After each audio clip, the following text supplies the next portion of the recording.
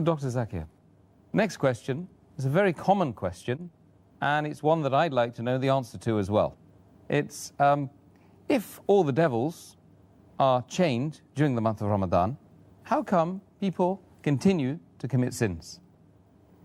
And I do agree with you, this is a common question. And I remember several years back when I was in school and when I heard this hadith that the devils are chained in the month of Ramadan, immediately the question that came to my mind, and the question that comes to many Muslims' mind and many non-Muslims, is that if the devils are chained, then how do human beings yet commit sins? This question is based on the hadith of Muhammad sallallahu alaihi wasallam, which I mentioned earlier, a Sahih hadith of Musnad Ahmad, volume number 2, page number 230, hadith number 7148, which is also repeated in Sunan Nasa'i, chapter number 5, hadith number 2106, where the beloved Prophet said that, O ye people, the blessed month of Ramadan is approaching, and Allah has ordained for you that you fast in this month. And the gates of heaven will be open in this month, and the gates of hell will be closed. And the devils will be chained. In this month is a night, which is better than 1,000 months. And a person who's deprived of the blessing in this month is truly a deprived person. Now, when we give this hadith, it clearly mentions that in this month of Ramadan, the devils will be chained. And it's a logical question. If devils are chained, then how do human beings yet commit sins? To make the people understand, we have to realize that when the devils are chained, it does not mean that the devils are slain. They have been killed.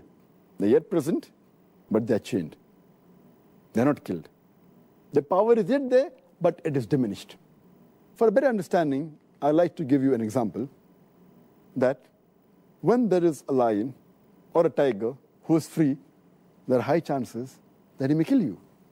Your life is in danger. But the moment that tiger or that lion is chained, you are safe. You are safe as long as you maintain a safe distance. After the tiger has been chained, if you come too close to him, there are chances yet you can be killed. So as long as you maintain that distance from the tiger who is chained, you are safe. Similarly, in the month of Ramadan, if you maintain a safe distance from the Satan, you will be saved. And if you read the Quran, Allah says in Surah Baqarah, chapter 2, verse number 168, be careful of the khutwatu shaitan, of the footsteps of the devil, for he is to you an avowed enemy. Many places Allah subhanahu wa ta'ala says in the Quran that be careful of the footsteps of the devil. Allah doesn't say that be careful of the devil, because a normal Muslim, an average Muslim who has average iman, when he sees the devil in front of him, he will be careful. For example, suppose there's a young girl who comes to an average Muslim, a young boy, who has average iman.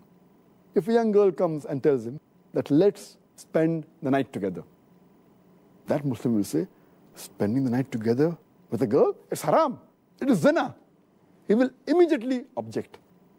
But that same girl, if that girl phones that young boy and speaks to him on the phone, the boy will say, speaking to a girl on the phone, there is no problem. So he speaks to the girl for a few times on the phone, for a few minutes. Later on, the girl says, let's go and have some snacks in McDonald's on Kentucky Fried Chicken. Having snacks for a few minutes, for half an hour, with a girl in McDonald's, no problem. So he goes and has snacks with the girl in McDonald's. Later on, the girl says, why not have dinner in a restaurant? Having dinner with a girl in a restaurant for a couple of hours, no problem. Then the girl says, why not spend the night together? And then the boy says, spending the night together with a girl, no problem. So this is khutwatu shaitan, footsteps of the devil. This is not mentioned in the Quran, this is just my own example. So what Allah warns us is that be careful of the khutwatu shaitan, the footsteps of the devil. if the devil comes directly in front of an average Muslim who has Iman, he will abstain. He will run away from it. But the khutwat of Shaitan are the things which are dangerous. So, what we have to realize, when the devil is chained, his footsteps are restricted. So many of the sins are prevented. But if we go close to him, then the chances that we'll be overtaken by the devil and commit a sin are very high.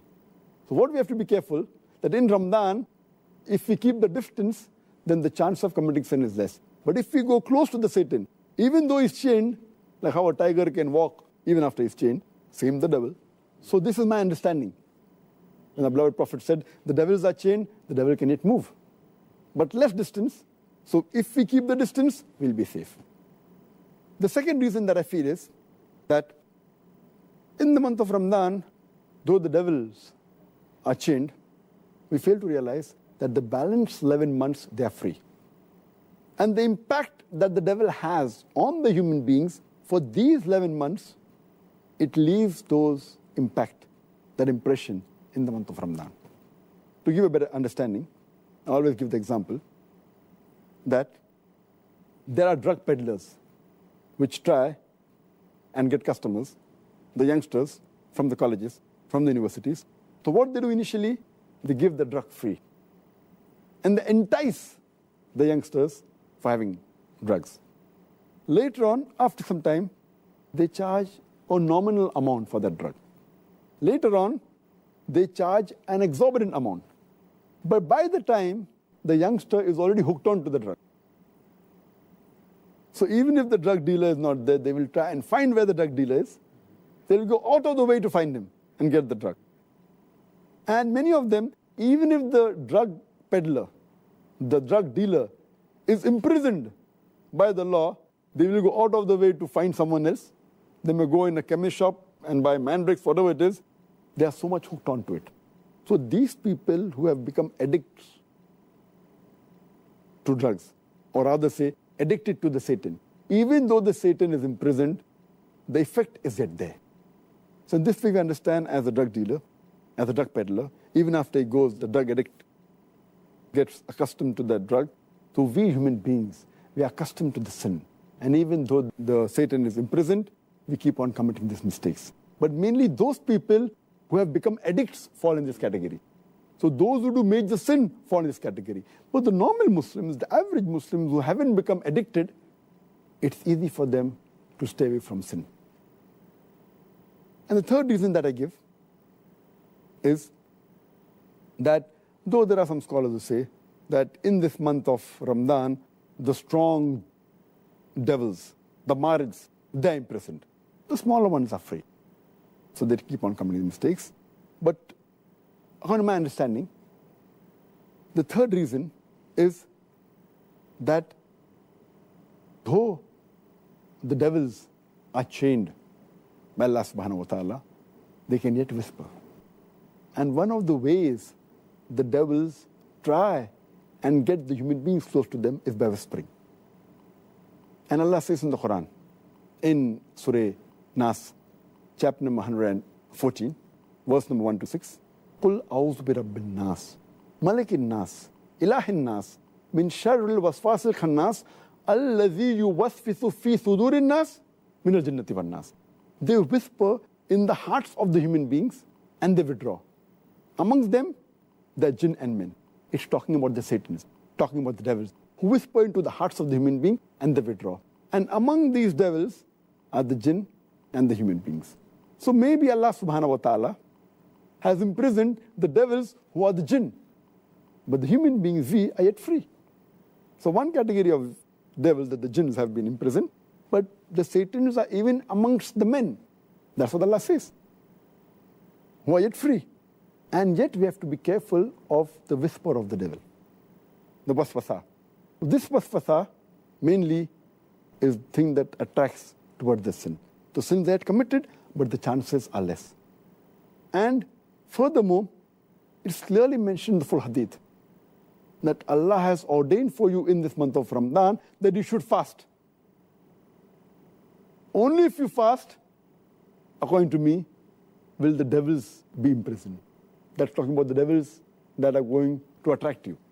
So Allah says, if you fast, Allah has ordained for you fasting, and the devils will be put in chains. So the devils that are after you, if you fast, surely they'll be restricted. The criteria for us to be away from the devil is to fast. If you fast with the proper niyyah, seeking the reward of Allah subhanahu wa ta'ala, surely the devil will not be able to entice you.